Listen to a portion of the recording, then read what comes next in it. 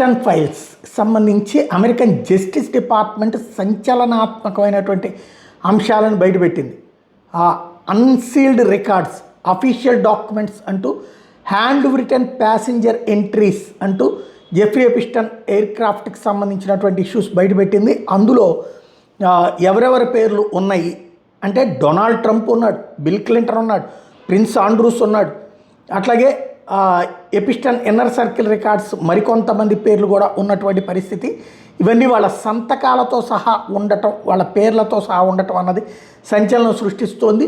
దీంతో అంటే ఈ ఎపిస్టన్ ఫైల్స్ అంటే ఏం లేదు, ఇంతకుముందే మనం మాట్లాడుకున్నట్టుగా వాళ్ళు ఎవరైతే ఎంజాయ్ చేయడానికి ప్రత్యేక విమానాల్లో, ప్రత్యేక ప్రదేశాల్లో, ప్రత్యేక దీవుల్లో వాళ్ళకి చిన్న పిల్లల్ని, మైనర్ పిల్లలని వాళ్ళతో సెక్సువల్ కార్యకలాపాలకి అనుమతించినటువంటిది అనమాట.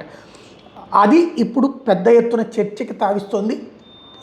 ఏదైతే అమెరికన్ జస్టిస్ డిపార్ట్మెంట్ రిలీజ్ చేసిన ఈ పేర్లు, ఆ ఫోటోలు సంచలనం సృష్టిస్తున్నాయి. దీని మీద డెమోక్రాట్స్ ఆగ్రహం వ్యక్తం చేస్తున్నారు. వాస్తవంగా రిపబ్లికన్ గవర్నమెంట్ అధికారంలో ఉండి ట్రంప్ పేరు కూడా బయట పెట్టినటువంటి విషయాన్ని మర్చిపోతున్నారు.